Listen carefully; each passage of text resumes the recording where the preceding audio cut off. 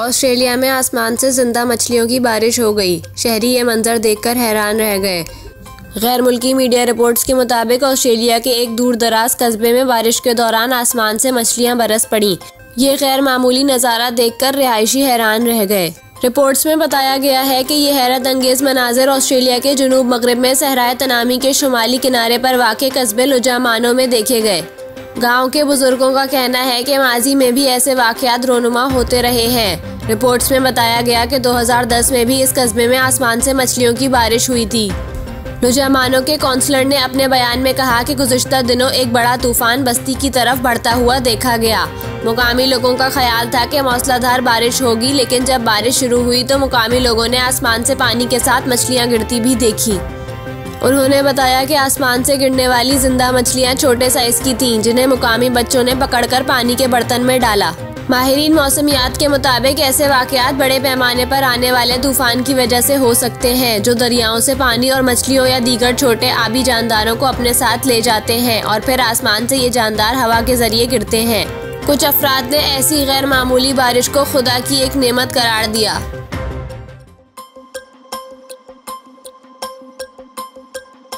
अमरीकी गुलकारा और अदाकारा सेलिना गोमेज ने एक बार फिर सोशल मीडिया से किनारा कशी का ऐलान कर दिया। फैंस की जानिब से ट्विटर पर अपलोड की गई एक टिकटॉक वीडियो में सेलिना गोमेज ने सोशल मीडिया से एक और वक्फा लेने का ऐलान करते हुए कहा कि मैं आपको छोड़ रही हूँ ताकि आप मुझे प्यार कर सकें। सेलिना गोमेज ने कहा कि मैं सोशल मीडिया से इसलिए एक बार फिर वक्फा ले रही हूँ कि ये बहुत बचकाना चीज़ है और मैं 30 बरस की हो गई हूँ और अब इस सब के लिए बहुत बड़ी हो चुकी हूँ। उन्होंने कहा कि मैं आप सब लोगों से बहुत प्यार करती हूँ। आप लोगों से फिर मुलाकात होगी। मैं हर चीज़ से ब्रेक लेने जा रही हूँ। माजी से ही सोशल मीडिया के साथ सेलिना गोमेज का ताल्लुक काफ़ी पेचीदा रहा है। इंस्टाग्राम से कई ब्रेक लेने के बाद 2019 में उन्होंने इंकशाफ किया था कि नेगेटिव कमेंट ने इन्हें डिप्रेशन में मुब्तला कर दिया था, इसलिए अब इंस्टाग्राम की एप्लीकेशन इनके पास मौजूद नहीं है। रवा माह दिए गए एक इंटरव्यू के दौरान सोशल मीडिया के साथ अपने ताल्लुक के हवाले से बात करते हुए सेलिना गोमेज का कहना था कि इस वक्त सिर्फ टिकटॉक वो वाहिद ऐप है जिसे मैं एंजॉय करती हूँ। उन्होंने मजीद कहा था कि लोग मुझे बदशक्ल कह सकते थे, बेवकूफ़ कह सकते थे या मैं जैसी भी हूँ, लेकिन लोग बहुत तफसील से खास पैराग्राफ लिखते हैं जो कि बहुत मखसूस और मायनाखेज होते थे। मैं लगातार रोती रहती थी और इस वजह से मैं एंजाइटी का भी शिकार हो गई थी। इनका कहना था कि मैं अब ये सब कुछ मजीद नहीं कर सकती थी और ये सब मेरे वक्त का ज़िया था।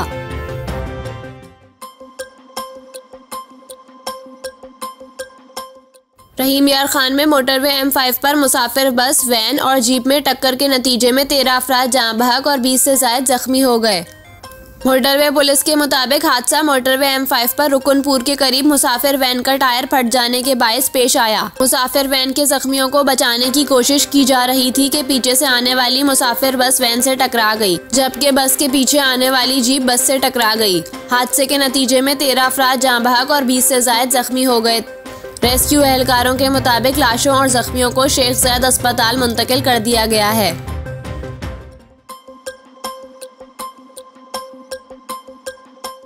पाकिस्तान सुपर लीग PSL की टीम कोयटा ग्लैडिएटर्स के कप्तान सरफराज अहमद ने साथी खिलाड़ियों के हमरा कैंसर से मुतासरा बच्चों से मुलाकात की। बच्चों ने स्टार्स को देखकर खुशी का इजहार किया और तस्वीर बनवाई, ऑटोग्राफ लिए। PSL की फ्रेंचाइज कोयटा ग्लैडिएटर्स के कप्तान सरफराज अहमद ने टीम के खिलाड़ियों के साथ कैंसर से मुतासरा बच्चों से कराची में मुलाकात की। इस मौके पर सरफराज अहमद के हमरा ऑलराउंडर मोहम्मद नवाज, मोहम्मद हफीज, इफ्तिखार अहमद और फास्ट बॉलर नसीम शाह भी मौजूद थे। बच्चों ने अपने दरमियान स्टार क्रिकेटर्स को देखकर खुशी का इजहार किया, खिलाड़ियों से बातचीत की, तस्वीर बनवाई और ऑटोग्राफ लिए। खिलाड़ियों ने बच्चों को दस्तखत शुदा बैट्स और कोयटा ग्लैडिएटर्स की शर्ट्स भी दी।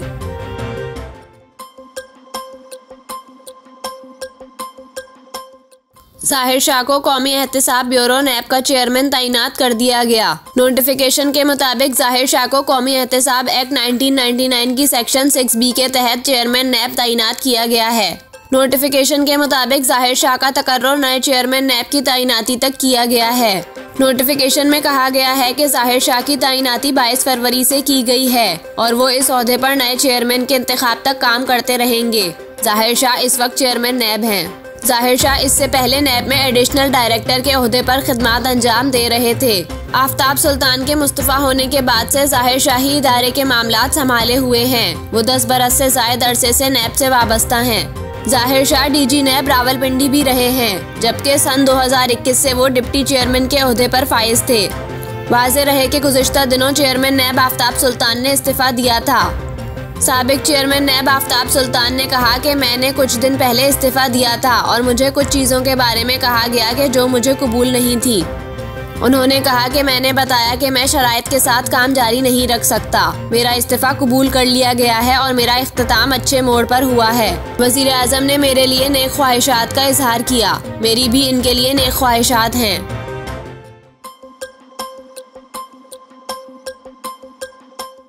पाकिस्तान क्रिकेट टीम के साबिक कप्तान Shahid Afridi Pakistan super league PSL में कोयटा ग्लैडिएटर्स के खिलाफ शानदार बैटिंग करने वाले इस्लामाबाद यूनाइटेड के बैटर आजम खान के मुअत्तरफ हो गए। जुम्मे को इस्लामाबाद यूनाइटेड ने HBL पाकिस्तान सुपर लीग के 13वें मैच में कोयटा ग्लैडिएटर्स को यकतरफा मुकाबले के बाद 63 रन से शिकस्त दी। कराची के नेशनल बैंक अरीना में खेले गए मैच में इस्लामाबाद यूनाइटेड ने पहले बैटिंग करते हुए मुकर्ररा 20 ओवर्स में 6 विकेटों के नुकसान पर 220 रन स्कोर किए। इस्लामाबाद की जानिब से आजम खान ने 42 गेंदों पर 8 छक्कों और 9 चौकों की मदद से बरकरफ्तार 97 रन की इनिंग्स खेली। 221 रन के हदफ के ताक़ुब में कोयटा ग्लैडिएटर्स की टीम 157 रन बनाकर आउट हो गई।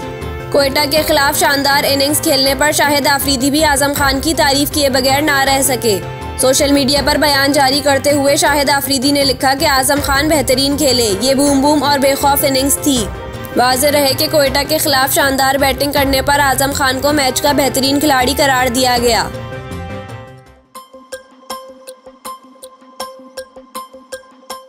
पाकिस्तान सुपर लीग PSL की टीम कोयटा ग्लैडिएटर्स के बॉलिंग कोच उमर गुल ने कहा है कि इस परफॉर्मेंस पर काफी दुख है। जो प्लान किया था इसके मुताबिक बॉलिंग नहीं हो सकी थी। बॉलर्स को ABC सारे प्लान दिए थे। कोयटा ग्लैडिएटर्स की इस्लामाबाद यूनाइटेड के खिलाफ मैच में शिकस्त के बाद प्रेस कॉन्फ्रेंस करते हुए उमर गुल का कहना था कि अब तक हम अच्छी क्रिकेट नहीं खेल रहे, हमें तीनों डिपार्टमेंट्स में बेहतर करना होगा। उमर गुल ने कहा कि वक्फे से कुछ बेहतर होता, मगर फिनिश अच्छा नहीं कर पा रहे हैं। फील्डिंग में हम बेहतर कर सकते थे, हम कमबैक कर सकते हैं। अभी हम टूर्नामेंट से बाहर नहीं हुए, अब भी मौका है, हम वापस आ सकते हैं। उन्होंने मजीद कहा कि हम अच्छे कॉम्बिनेशन की तलाश में हैं। जब आप अहम प्लेयर से महरूम हो जाते हैं तो इसके बाद कॉम्बिनेशन बनाना मुश्किल हो जाता है। हमें तवक्का थी कि हिसार नगाह आएगा, इसके हिसाब से कॉम्बिनेशन बनाया था। उन्होंने कहा कि आजम खान की बैटिंग ने आज के मैच पर बहुत फर्क डाला है। उन्होंने जिस तरह बैटिंग की है इसने मैच को वन साइडेड बना दिया। मोइन खान बतौर प्रोफेशनल कोच मायूस होंगे, लेकिन बतौर वालिद जरूर खुश हुए होंगे। उमर गुल का कहना था कि कराची और कोयटा ने जिन प्लेयर्स को रिलीज किया उन्होंने हमारे खिलाफ ही परफॉर्म कर दिया। रायली रूसो को रिलीज किया, उसने परफॉर्म कर दिया। आजम को रिलीज किया, उसने परफॉर्म किया। इनका कहना था कि टीम को यही कहा है कि 5 मैच बाकी हैं, अब भी बेहतर हो सकता है।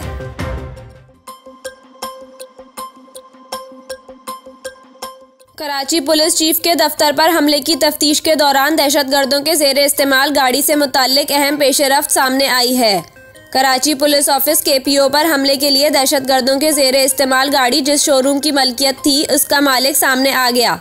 KPO हमले की तफ्तीश करने वाली टीम ने शोरूम के मालिक अशफाक का बयान रिकॉर्ड कर लिया है। तफ्तीशी जराये के मुताबिक शोरूम के मालिक अशफाक का कहना है कि इसने गाड़ी आखिरी मरतबा 2016 में फरोख्त की थी। शफीक नामी शख्स को गाड़ी फरोख्त की थी जो कोयटा का रिहायशी था, लेकिन इसकी दस्तावेजात नहीं मिल रही हैं। जराये का बताना है कि शफीक नामी शख्स के बारे में भी मालूमात हासिल की जा रही हैं। याद रहे कि चंद रोज कबल कराची में शाहराह फैसल पर वाक़े KPO पर दहशतगर्दों के हमले में 2 पुलिस एहलकार और 1 रेंजर्स एहलकार समेत 5 एहलकार शहीद हुए थे, जबकि 3 दहशतगर्द भी मारे गए थे।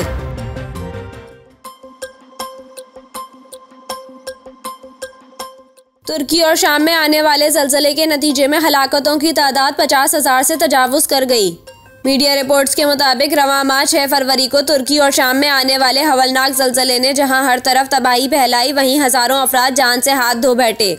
तुर्की और शाम के ज़लज़ले में अब तक हलाकतों की तादाद 50,000 से तजावुज़ कर गई है, जिनमें सिर्फ तुर्की में 44,000 से ज़ायद जान से गए, जिसकी तस्दीक तुर्की के डिजास्टर मैनेजमेंट अथॉरिटी की जानिब से की गई है। इसके अलावा शाम में ज़लज़ले से हलाकतों की तादाद तकरीबन 6,000 है। मीडिया रिपोर्ट्स के मुताबिक 6 फरवरी को आने वाले तबाहकुन ज़लज़ले की शिद्दत 7.7 थी, जिसके बाद 7.6 शिद्दत का एक और ज़लज़ला आया, जबकि ज़लज़ले के बाद तकरीबन 9,000 आफ्टर शॉक्स रिकॉर्ड किए जा चुके हैं। तुर्की और शाम में ज़लज़ले के बाद 2,40,000 से ज़ायद रेस्क्यू वर्करों, रज़ाकारों और अवाम ने तुर्की के 11 ज़लज़ले से मुतासिरा सूबों में इमदादी काम किए, जबकि मलबे तले दबे होने की वजह से हलाकतों की तादाद में गैर मामूली इजाफा हुआ। मीडिया रिपोर्ट्स में बताया गया है कि तुर्की में ज़लज़ले से 1,73,000 इमारतें तबाह हुई और मुतासिरा इलाकों से तकरीबन 5,30,000 से ज़ायद अफराद ने नकल मकानी की है। हुकाम का कहना है कि ज़लज़ले के नतीजे में मजमूई तौर पर 1.9 मिलियन अफराद आर्जी तौर पर मुहाजिरीन के कैंपों में जिंदगी गुजार रहे हैं।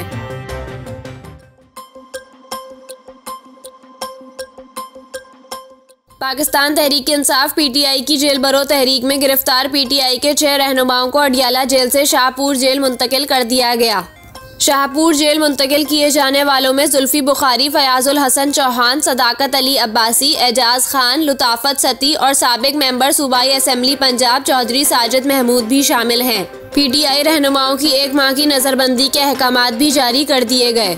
जेल भरो तहरीक के मुंतजिम एजाज चौधरी ने दावा किया है कि पेशावर में भी हजारों अफराद गिरफ्तारी देने निकले थे, मगर किसी ने इन्हें गिरफ्तार ही नहीं किया।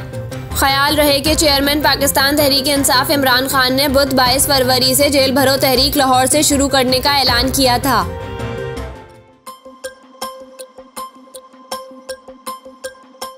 पेंटागन की जानिब से यूक्रेन के लिए तवील अलमुद्दती सिक्योरिटी इमदाद के $2 अरब के पैकेज का ऐलान किया गया है।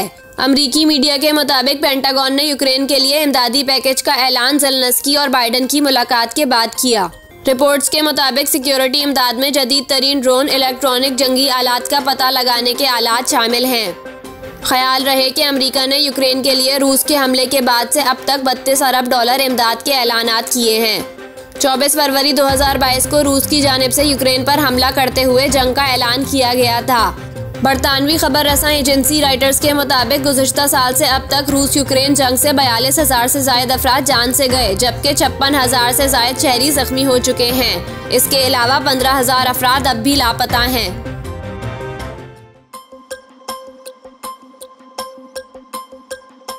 मारूफ नॉवेल निगार, अदाकार और कॉलम निगार मुस्तनसर हुसैन तारड़ ने भारतीय नगमा निगार और शायर जावेद अख्तर के पाकिस्तान मुखालिफ बयान को मिला तबसरा करार दिया है।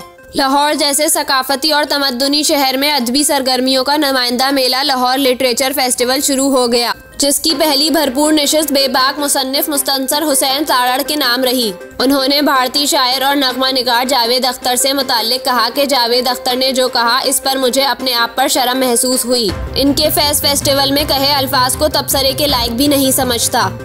उन्होंने कहा कि नोबेल प्राइज के लिए अपने मुआशरे को बुरा कहना पड़ता है। मुझ में ये सिफ्त नहीं है। पाकिस्तान के प्राइड ऑफ परफॉर्मेंस निगार और कमाल फन अवार्ड्स किसी नोबेल प्राइज से कम नहीं। मैं बहुत ख्वाहिश पसंद नहीं मगर साफ गो हूँ और मुंह फट शख्स को पसंद नहीं किया जाता। मुस्तनसर हुसैन तारड़ का कहना था कि पंजाब की धरती में तख्लीक के जौहर हैं। मुसन्निफ आने वाले वाक़यात की पेशबंदी करता है। जब मैं लिखने बैठा तो मुझ पर चीज़ें उतरती हैं। जिसमें तख्लीकी तड़प होती है वही खालिक के करीब होकर लिखता है। उन्होंने ये भी कहा कि हमारी कौम पागल हो गई है और बर्दाश्त खो बैठी है।